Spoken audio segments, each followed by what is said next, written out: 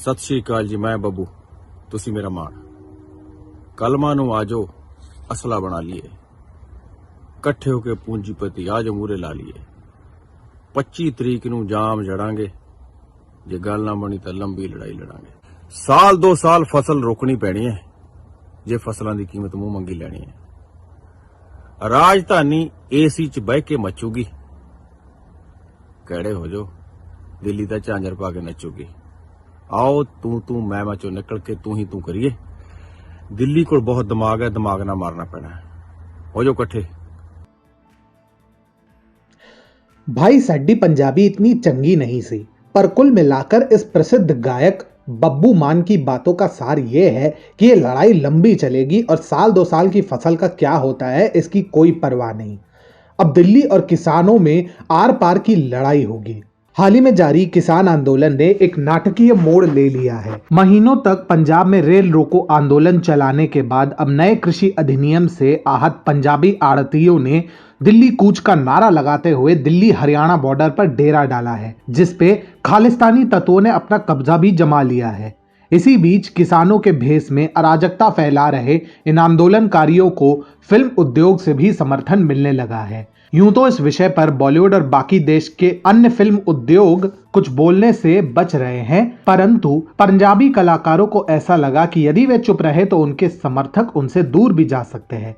ऐसे में दिलजीत दोसांझ, हरभजन मान, एमी विर्क एवं बॉलीवुड के पंजाबी कलाकार जैसे ऋचा चड्ढा, सोनू सूद इत्यादि ने इस किसान आंदोलन के पक्ष में अपनी आवाज उठाई। उदाहरण के लिए दिलजीत दोसांझ ट्वीट करते हैं, बाबा भली करे अंग संग सहाय होवे। जिस तस्वीर के लिए उन्होंने ये ट्वीट किया उसमें किसान आंदोलन के भागीदारों पर पानी की बौछारें हो रही हैं और 1-2 जगह लाठीचार्ज जैसा माहौल भी दिख रहा था। ऐसे में अंदाजा लगाना मुश्किल नहीं है कि दिलजीत के इस ट्वीट के पीछे की मंशा क्या थी। इसी प्रकार हरभजन मान ने भी किसान आंदोलन का समर्थन करते हुए ट्वीट किया, सच्चाई दी जीत होवे, शाला रोटी दी जीत होवे, #किसान मजदूर एकता जिंदाबाद। अब ऐसे में हर आंदोलन में कूदने वाली ऋचा मैडम कैसे पीछे रहती।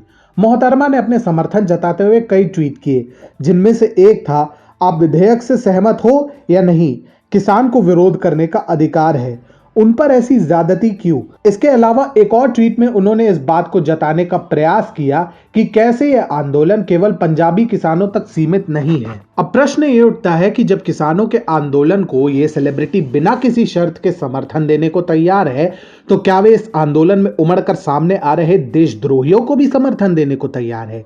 इस आंदोलन में जहां एक तरफ आतंकी जरनैल सिंह भिंडरावाले के पोस्टर सामने आए हैं, तो वहीं पाकिस्तान के प्रधानमंत्री इमरान खान को दोस्त और दिल्ली में स्थित मोदी सरकार को आंदोलनकारियों का दुश्मन बताया जा रहा है।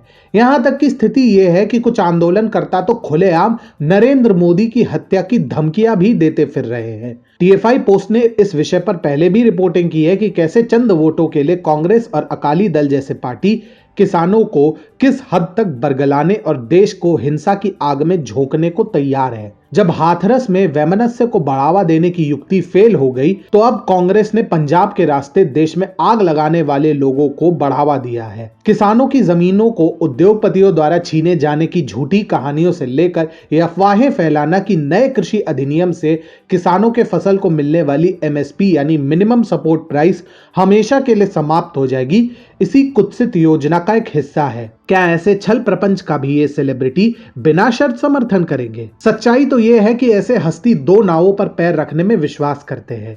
वे अपने अंतर्राष्ट्रीय श्रोताओं, विशेषकर कनाडा और UK में बसे दक्षिण एशियाई समुदाय को प्रसन्न करना चाहते हैं और वहीं वे ये भी चाहते हैं कि उनका भारतीय समर्थकों का बेस भी कम ना हो। लेकिन ये दोहरे मापदंड अब ज्यादा दिन नहीं चलेंगे और उन्हें एक पक्ष लेना ही होगा।